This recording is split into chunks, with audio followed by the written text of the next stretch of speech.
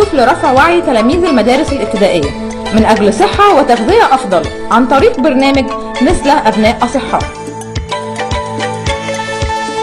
وتتويجا لنجاح نسلة في إفادة حوالي 25,000 تلميذ، أقامت حفل بدار الأوبرا المصرية استعدادا للمرحلة الثانية من برنامج نسلة أبناء أصحاء.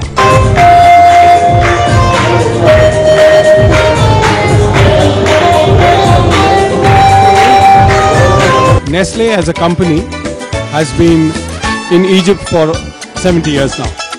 They initiated the program in 50 schools in 4 governorates, targeting 25,000 children. The response has been very heartening, and this has given us the confidence to go into the second phase of this program. The Nestle Healthy Kids program during 2011 and 2012 will be targeting 100 schools in 7 governorates and focusing on between 60 to 80,000 children.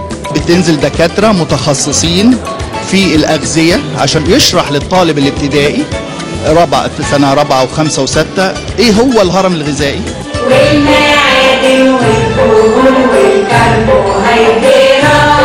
كانوا بيجوا لنا ويكلمونا عن شركة نسلة، وأنا بعرف يعني اكل قد ايه ايس كريم في اليوم، وبيعرفونا الفيتامينات بناخدها قد ايه. قبل ما اعرف الحاجات دي كنت باكل اكل كتير من غير ما اعرف فايدته، لكن دلوقتي عرفت فايدته وبقيت اكل اكل صحي. طبعا انا بشكر نسلي والبروجرام اللي هي عاملاه، ده شيء هايل ولطيف، ويا ريت اي حد عنده بروجرام لصالح اطفال مصر وصالح صحتهم يا ريت تقدمه فورا. استفدت كتير جدا، شكرا جدا لنسلي. شكرا نسلة.